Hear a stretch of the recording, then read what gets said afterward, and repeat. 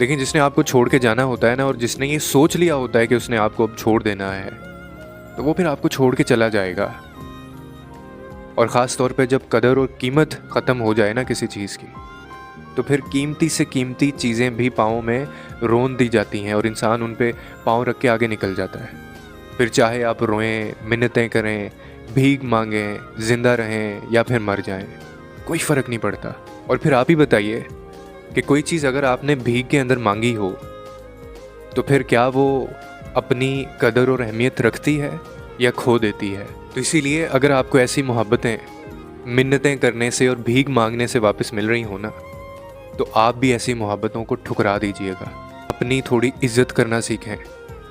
अगर कोई आपकी इज्जत नहीं करता, आप तो अपनी इज्जत करें।